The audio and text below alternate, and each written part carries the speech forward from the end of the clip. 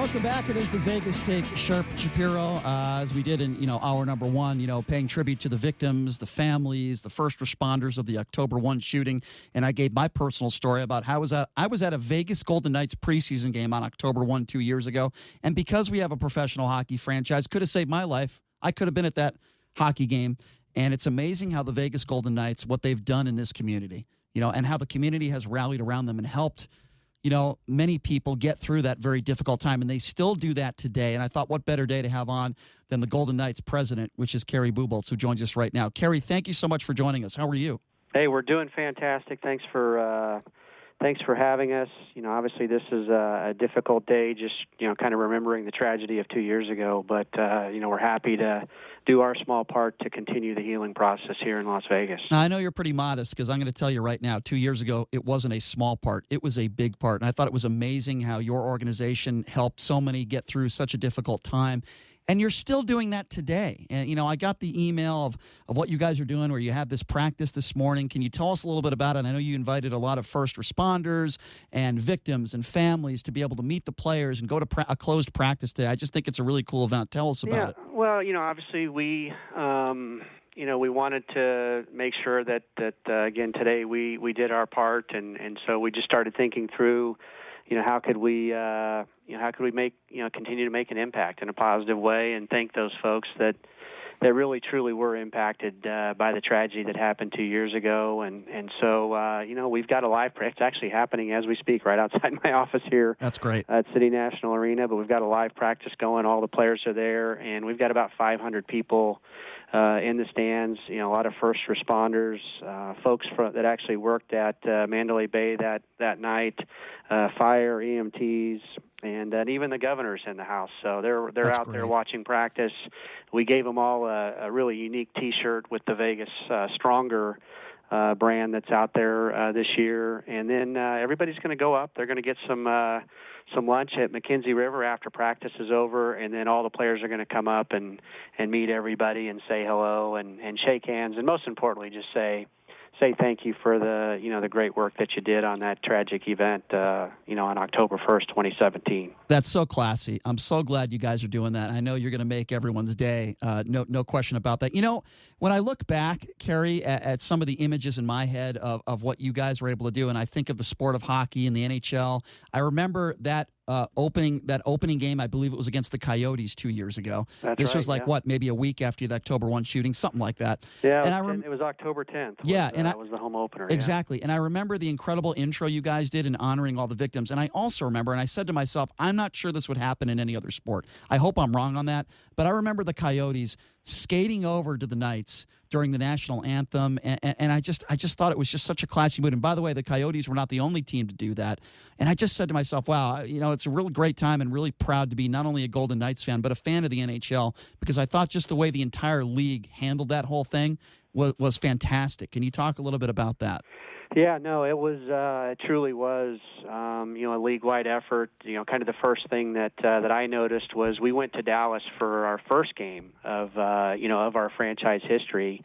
And, lo and behold, they had stickers on their helmets with the Vegas Strong brand. And then during the national anthem, all of their players skated over behind our players.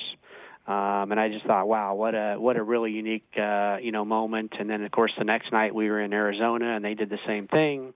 And then we had the third game was the first home game here in Las Vegas, and the NHL had basically gone to all of the other 30 teams and had their captains pull together a video that just said, "We're behind you, Vegas," and it was a really, really special video. And then, of course, the ceremonies, recognizing those folks that really helped out in a time of desperation and need.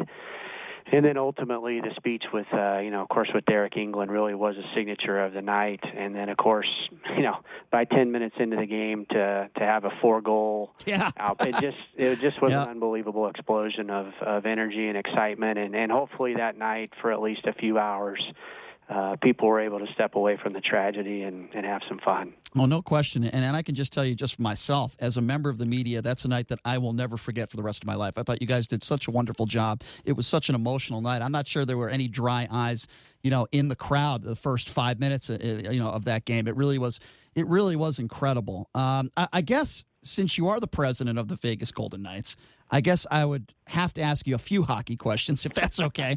First of all, as long as they're not too specific. No. Keep in mind, I'm the business guy. If you want to know how to sell tickets, I'll tell you how to sell tickets. I like that. Well, first of all, great hockey people with George McPhee and Kelly absolutely. McCrimmon. They're the best in the business. Let's just talk about attendance, right?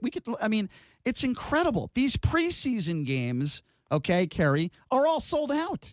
These are preseason NHL games, and they're sold out. They're standing room only. Right. It's incredible. In year 3. It's unbelievable. Yeah, no, it was actually 104% of capacity to be exact. we're proud of it, but I think Modest. honestly it goes back because I understand kind of the mindset, having been in the industry and with other organizations, and it's something that as we got through that first year, we were really looking back and we did a quick analysis, and we said, what were the total number of unsold tickets that we had during the course of the year?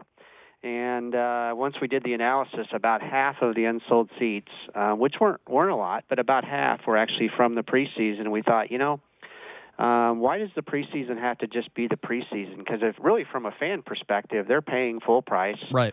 Why should we just be so focused on just the opener? Why can't we make it a priority? And ultimately, that's what we did. And so last year, which was really our first effort, we took 4 of our best premium items, which were very, very popular with the fans, and we put them on the preseason games. And teams around the industry thought we were crazy because it's like, you don't put your best promotions on the preseason games. Those are giveaways. Right. Meaning you're just giving the game away. And we just thought, we're going to take a completely different approach. And then we really started to think, well, what kind of impact does it make not only on the fan experience, because the games don't count in the standings, but they do still count for the fan and their experience and their investment in the team and the brand. But more importantly, what kind of impression does it make on your own players and the other players around the league? Because let's be honest, they talk. And suddenly it was like, wow, how does because last year all 4 preseason games were over capacity as well. And then, of course, we just, we thought, we got to continue. This is too important to the business. And so we took our 4 best bobbleheads and 4 of our best players, Nate Schmidt, Mark Stone, William Karlsson, and we just, we literally, loaded those into the 4 games, and it's been terrific. The energy Sunday night when San Jose was here, that was a wild one. it was just fantastic, and obviously in the third period it really got crazy. But what we had Friday night with the LA game, and so I'm really proud of our group, and we've really tried to just reset the bar with everything that we've done as a business. And the preseason for us is just one of those many examples where our fans have over-delivered and stepped up just like they always do, and came out in record numbers, and to have 2 of the crowds over 18,000 was just unbelievable. So one of the traditions is the wheel. And it keeps the crowd really. It pumps the crowd up. It increases the energy in the production of the atmosphere. Where did that concept come from, and who was going to be spinning the wheel on opening night? Well, I will tell you. First of all, it was one of those things where early on in our process we were thinking about what are things that are unique to Nevada. And I grew up in Oklahoma, and one of the things that was unique for us was every Saturday at noon they would do the sirens for tornadoes. And so we found out that they had a similar thing here in Nevada that tied to the nuclear testing. And so we thought, what, we should see if we can replicate that idea. And then, of course, you look around the NFL and what they do in Seattle as an example, with the flag and the 12th man and all of that. We started thinking, how can we create a similar moment?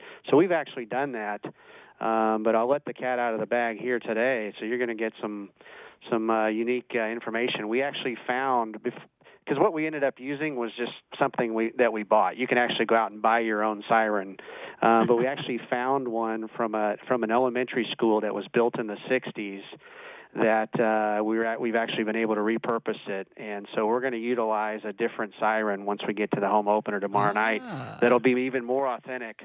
That'll actually be the actual sound that they used to when they would do the testing, in case there was a nuclear incident here in Nevada. So we're really excited about that because it's just going to make it that much more authentic. Absolutely. But we'll program it the same way, from celebrities to season ticket members to people that have done great things in the community, obviously first responders, folks like that. And then, of course, we always, anytime we can find an opportunity to thank the folks that serve our country, we like to do that as well. So we'll utilize it in the same way. Mm-hmm. It's just, it'll sound a little bit different, but we use it in those same moments. I love it. It's unique. I love that story. I guess I have to ask you a question about tomorrow night. Isn't it incredible, Kerry, how this has kind of taken shape between the rivalry between the Vegas Golden Knights and the San Jose Sharks? I mean, you mentioned it, you alluded to it a little bit, the third period of the preseason game the other night. It was wild and crazy. I thought I was watching a Tyson fight or something. It was it was exciting. Don't get me wrong, but it was fun. And I was like, wow, what is it going to be like tomorrow night? I know I'll be there. The T-Mobile Arena tomorrow night, the season opener against the San Jose Sharks, your huge rival. When you also look at what took place in the playoffs last year, which I thought was a travesty with the officiating, but we don't have to talk about that. But, I mean, what do you think the environment is going to be like tomorrow night? I think it could be some of the loudest regular season hockey you will see in the NHL all year. Well, there's no doubt about that. And, obviously rivalries don't just happen. They happen because of the opportunity that we've had our first 2 years to play, in the playoffs against that same team in meaningful games. And so, that's how we're here where we are today. And I think you're right. Tomorrow night is going to be the energy and the atmosphere will just be incredible. And, we're obviously all very excited to get to that point. And hopefully by about 10 o'clock, 10:15 tomorrow night, we'll have 2 points in the win column and a great evening at T-Mobile. I certainly hope so. And also the environment outside the T-Mobile Arena, before the game, during the game, after the game is fantastic. It's unprecedented. It's great. Well, first of all, Kerry, thank you so much for your time. I just want to say you have a class act organization there doing great things for the community and a fantastic product. That would be an understatement. We really appreciate you taking some time joining us and look forward to the game tomorrow night. Yeah, anytime, and I appreciate you guys reaching out and giving us an opportunity to, tell the story of the Golden Knights. We're very proud of it. Absolutely. So Kerry, thank you so much. Thanks a lot, Kerry. There you go. Have a great day. Thank you. You too. Have a good day. Kerry Bubolz, the Golden Knights president, he gave us a little tidbit there, a little story about that little wheel that they rev up there from an elementary school. That wheel is a big deal. I mean, Chris Angel, Brad Garrett, there have been so many celebrities, I think Shaq, that have spun that wheel. We're not famous enough. Well, not yet.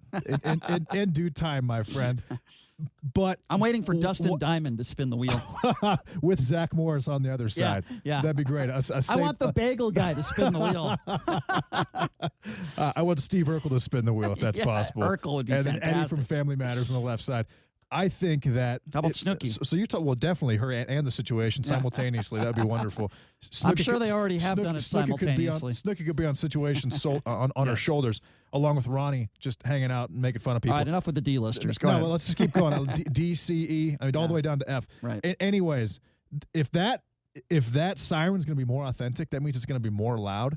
More energy. I like it. Could that place get any more energetic? I mean, when we were there for the Stanley Cup Finals 2 years ago, that was unbelievable. Yeah. By the way, I don't know what the line is. I heard it was somewhere around minus 200 Knights. I don't think, and I could be wrong on this. The Knights are not losing this game. I don't think there's any way they lose tomorrow. They are not. No. They are not losing this game. Andy Vander Kane is out. Oh, Vander Kane's He's out for 3 games. I did not know that. Yeah, there's no way the Knights lose tomorrow. I'm not going to take the over or under. I'm not going to go with I'm just saying the Knights are going to win tomorrow night. The Knights are. Honestly, you know what that blown call, that major, that wasn't. You know how much money that cost the Knights and the city of Las Vegas last year? Enormous. Probably $100 million. I mean, legitimately. Enormous. That was a huge economic thing for the city of Las. And it cost me a lot because I had the Knights to win it all. I had several bets down on the Knights to win it all. And they probably certainly cost me $10,000. They certainly could have. They would have definitely won it all, in my opinion. But that was one of the worst, if not the worst, postseason call in the history of the NHL. I mean, how do you call that? Yeah. And I think that just adds more fuel to the fire for the game tomorrow. Now, I don't know if you watched the preseason game the other day, JD, but I did. And it was like an all-out brawl for the entire third period. Oh, I'm sure it's nuts. It was the craziest thing I've ever seen in my life. I mean, fighting happens in the NHL, though it doesn't happen as much now as it does, say, 15, 20 years ago. But the entire third period was like a brawl. It was crazy. I bet the Knights line tomorrow, I bet it ends around -250. Probably. I'm not kidding. Well, the fact that Evander Kane is not playing is obviously a huge factor as well. It could end up -300. Yeah. Kane is definitely a disturber out there. And, That's for and sure. to those who don't understand, -300 means if you bet $100, you win 33.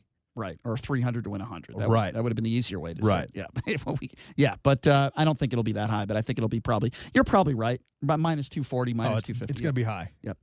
All right, so we're going to take a break. When we come back, I'm really excited about this story, actually. No, I'm not talking about Bridget the Midget. I know you thought that's what I was going to talk about. No, O.J. Simpson, my second favorite subject. Our producer, Jason Stein's going to come in studio. We have some O.J. Simpson sound that we are going to be playing for you coming up next. That's right, O.J. Simpson back in the news. You're not going to believe what he had to say. We'll play that for you coming up next. You're listening to The Vegas Take